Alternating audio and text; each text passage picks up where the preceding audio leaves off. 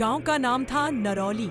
छोटा सा कस्बा, लेकिन पिछले कुछ महीनों से वहां दहशत छाई हुई थी। लोग कहते थे रात को अकेले बाहर मत निकलना, और अगर किसी सुनसान रास्ते पर लाल साड़ी पहने एक सुंदर लड़की दिखे तो उसकी आंखों में मत देखना, क्योंकि वो इंसान नहीं, मोहिनी है।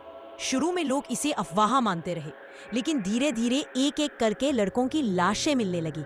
लाशें हमेशा एक जैसी मिलती, चेहरा डर से जड़ा हुआ, गला नीला पड़ा हुआ और शरीर पूरी तरह सूखा, जैसे खून चूस लिया गया हो। सबसे पहले शिकार बना गांव का सबसे सुंदर लड़का राहुल। रात को वो पार्टी से लौट रहा था। सड़क किनारे उसे एक लड़की दिखी, लाल साड़ी, लंबे खुले बाल, हाथ में दिया। उसकी सुंदरता देखकर राहुल का दिल धड़क उठा। लड़की ने मुस्कुराकर कहा, रास्ता अंधेरा है, क्या तुम मुझे घर छोड़ दोगे? राहुल बिना सोचे बाइक रोक देता है। वो लड़की बाइक पर बैठ जाती है। कुछ देर बाद राहुल को अजीब ठंडक महसूस होती है। लड़की उसके कंधे पर झुक जाती है, उसकी आंखें लाल हो जाती हैं, और अगले ही पल राहुल की चीखें सुनसान जंगल में गूंज उठती है। सुबह उसकी लाश मिली और गांव में दहशत और बढ़ जाती है। अब गांव के लोग आपस में चर्चा करते हैं, ये कौन है, ये लड़की कहां से आई? तभी गांव की एक बूढ़ी औरत सच बताती है। वो कहती है, सालों पहले इसी गांव में मोहिनी नाम की लड़की रहती थी। बहुत सुंदर थी, लड़के उसके पीछे दीवाने थे, लेकिन गांव के हफ्सी जमींदार ने उसे जबरन पाने की कोशिश की। विरोध करने पर उसने मोहिनी को मार डाला। मरते वक्त मोहिनी ने कसम खाई, हर उस लड़के का खून पिएगी जो उसकी सुंदरता में मोहित होकर उसके पास आएगा। अब गांव वाले और भी डर गए। कोई भी रात को बाहर निकलने की हिम्मत नहीं करता, लेकिन एक दबंग लड़का विक्रम सबको चुनौती देता है। ये सब झूठ है, आज रात मैं उसी रास्ते से जाऊंगा और मोहिनी को पकड़ लाऊंगा। रात को विक्रम बाइक लेकर निकलता है, और जैसे सबने कहा था, ठीक बीच रास्ते पर वही लड़की खड़ी थी, लाल साड़ी, खुली जुल्फे और एक खतरनाक मुस्कान। विक्रम पास जाकर कहता है, तू ही है मोहिनी, चल आज तुझे देख ही लिया। लड़की धीरे से हंसती है और कहती है, हाँ देख लिया, अब कभी वापस नहीं जा पाओगे। अचानक उसका चेहरा डरावना हो जाता है, आंखें लाल, दांत नुकीले। वो विक्रम को हवा में उठा लेती है। विक्रम छूटने की कोशिश करता है, लेकिन अगले ही पल उसकी चीख गूंजती है। सुबह उसकी जली हुई लाश मिलती है। अब गांव पूरी तरह डर में जीने लगता है। तभी एंट्री होती है अमन की, एक पढ़ा लिखा बहादुर लड़का। अमन को इन सब पर यकीन नहीं। उसे लगता है ये सब अंधविश्वास है और असल में कोई इंसान ही इन हत्याओं के पीछे है। अमन एक तांत्रिक से मिलता है। तांत्रिक उसे एक रुद्राक्ष देता है और कहता है, ये तुझे बचा सकता है, याद रखना उसकी आंखों में मत देखना, वरना तेरी आत्मा उसी पल उसकी हो जाएगी। अमन सच जानने की ठान लेता है। रात को वो उसी रास्ते पर अकेला जाता है। कुछ देर बाद अचानक ठंडी हवाएं चलती है, सन्नाटा छा जाता है, और तभी सामने वही लड़की खड़ी हो जाती है। वो मुस्कुराकर कहती है, क्यों आए हो यहाँ? क्या तुम भी मेरी सुंदरता पर मोहित होकर मरने आए हो? अमन बिना डरे कहता है, अगर तू सच में मोहिनी है तो आज तेरा सच सामने आएगा। लड़की अचानक चिल्लाती है, चेहरा डरावना हो जाता है। वो अमन पर झपटती है, लेकिन अमन तुरंत रुद्राक्ष उसकी ओर फेंकता है और मंत्र पढ़ना शुरू कर देता है। मोहिनी चीख उठती है, आह! ये कैसे संभव है? कोई मेरी पकड़ से नहीं बच सकता। उसका शरीर राख में बदलने लगता है। वो जमीन पर गिरती है और राख बनकर बिखर जाती है। अमन सोचता है उसने मोहिनी को खत्म कर दिया। गांव में फिर से शांति लौट आती है। लोग खुश हो जाते हैं कि अब मौतों का सिलसिला रुक गया।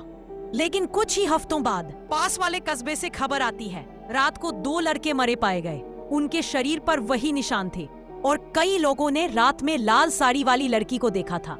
गांव के लोग डर से कांप उठते हैं, और फिर दूर जंगल से वही हंसी सुनाई देती है। जंगल की उस अंधेरी रात के बाद जब मोहिनी का रहस्य सबके सामने आया था, गांव वाले सोच रहे थे कि सब खत्म हो गया, मगर असली डर तो अभी शुरू होना बाकी था।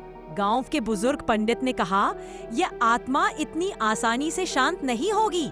मोहिनी का अपमान हुआ है और अब उसकी प्यास और बढ़ गई है। धीरे धीरे गांव में अजीब घटनाएं होने लगी। रात को पेड़ों पर झूलती लाल चुनरी दिखती, कुएं से औरतों जैसी हंसी की आवाज आती, और रास्ते पर चलते मर्दों के कान में कोई फुसफुसा कर कहता, आओ मेरे पास आओ। लोग समझ गए कि मोहिनी अब और भी खूंखार हो चुकी है। गांव का एक जवान लड़का वीरू अपनी हिम्मत पर बहुत गर्व करता था। उसने ठान लिया कि वो मोहिनी को देखे बिना नहीं रहेगा। एक रात वह दोस्तों से शर्त लगाकर अकेला जंगल में चला गया। जैसे ही वो बरगद के पेड़ के पास पहुंचा, अचानक ठंडी हवा चली और उसके सामने वही लाल चुनरी लहराई। चुनरी के पीछे वही खूबसूरत चेहरा, मोहिनी।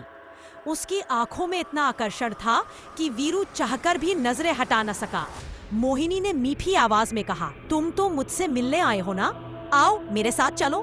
वीरू उसके पीछे चल पड़ा। गांव वालों ने अगले दिन सिर्फ उसका फटा हुआ कुर्ता और खून से भीगी मिट्टी देखी। अब गांव में दहशत फैल गई। मर्द रात को घर से निकलने से डरने लगे। औरतें मंदिरों में जाकर घंटों प्रार्थना करने लगी। लेकिन मोहिनी रुकने वाली नहीं थी। हर चौथी रात को वो किसी न किसी जवान को अपनी खूबसूरती में फंसाकर मौत के घाट उतार देती। एक दिन गांव के बुजुर्गों ने पास के तांत्रिक को बुलाया। तांत्रिक ने सबको चौंकाते हुए कहा, मोहिनी कोई साधारण आत्मा नहीं है। वह जब जिंदा थी तो उसके साथ भयानक विश्वासघात हुआ था। उसका प्रेमी ही उसे धोखा देकर मार गया था। उसकी आत्मा अब हर जवान लड़की को उसी धोखेबाज की तरह समझकर मार डालती है। यह सुनकर गांव वालों की रूह कांप गई। उस रात पूरा गांव मंदिर में इकट्ठा हुआ। सबने मिलकर हवन किया। लेकिन अचानक तेज आंधी चली और आग बुझ गई। मोहिनी मंदिर के बीचों बीच प्रकट हुई। लाल आंखें, बिखरे बाल और हाथ में जली हुई मशाल। उसकी हंसी गूंज उठी। तुम सब सोचते हो मुझे रोक लोगे? मेरी प्यास कभी खत्म नहीं होगी। और फिर मंदिर के दरवाजे अपने आप बंद हो गए। औरतें चीखने लगी, बच्चे रोने लगे। मोहिनी ने मंदिर में मौजूद एक जवान की ओर देखा और धीरे धीरे उसकी ओर बढ़ने लगी। वहां मौजूद सब लोग स्तब्ध रह गए। उसके कदम कदम पर पूरा मंदिर हिलने लगा। मंदिर के अंदर सब लोग भय से कांप रहे थे। हवा में अगरबत्ती की खुशबू अब राख में बदल चुकी थी। दीपक अपने आप बुझ चुके थे और बस एक अजीब सी सीटी जैसी आवाज गूंज रही थी। मोहिनी उस जवान की ओर बढ़ रही थी। उसके पांव जमीन को छू भी नहीं रहे थे, जैसे हवा में तैर रही हो। लड़का जड़ होकर वही खड़ा रह गया। उसकी आंखें मोहिनी की आंखों में कैद हो गईं। जैसे ही मोहिनी ने अपना हाथ उसकी गर्दन की ओर बढ़ाया, अचानक तांत्रिक ने ऊंची आवाज में मंत्र पढ़ना शुरू किया। ओम क्लीम कालिकाय नमः। मंत्र सुनते ही मोहिनी जोर से चीखी। उसकी सुंदर सूरत कुछ ही पलों में भयावह रूप में बदल गई। उसके लंबे बाल सांपों की तरह फरफराने लगे। होठों से खून टपकने लगा और उसकी आंखें लाल से काली हो गई। गांव वाले चीख पड़े, लेकिन मंदिर का दरवाजा अब भी बंद था। मोहिनी गुर्राई, कोई मुझे रोक नहीं सकता। ये जगह अब मेरी है। तांत्रिक ने कहा, उसकी शक्ति उसके अधूरे प्रेम और बदले से आती है। अगर उसकी आखिरी याद को तोड़ दो तो उसका श्राप खत्म हो जाएगा। लेकिन ये इतना आसान नहीं था। मोहिनी ने गुस्से में मंदिर की दीवारों को तोड़ना शुरू कर दिया। पत्थर गिरने लगे, बच्चे चीखने लगे। तभी एक बुजुर्ग औरत बोली, जब मोहिनी जिंदा थी वो इसी मंदिर में अपने प्रेमी से मिलने आई थी। अगर हम उसे सच्चाई दिखा दें कि उसका प्रेमी मर चुका है तो शायद उसकी आत्मा शांत हो जाए। तांत्रिक ने तुरंत आग में थोड़ा सिंदूर डाला और आंखें बंद की। अचानक आग की लपटों में एक चेहरा उभरा, मोहिनी का धोखेबाज प्रेमी। वो खून से लथपथ जमीन पर पड़ा था। मोहिनी ने जैसे ही वो चेहरा देखा, उसके होठ कांपने लगे। उसकी चीख अचानक रोने में बदल गई। नहीं, ये झूठ है, वो मुझे छोड़कर जा ही नहीं सकता। लेकिन लपटों में सब साफ था, वो प्रेमी अब जिंदा नहीं था। मोहिनी धीरे धीरे पीछे हटने लगी। उसका खूंखार चेहरा फिर से सुंदर हो गया। उसने मंदिर की दीवारों को छोड़ दिया और आसमान की ओर देखा।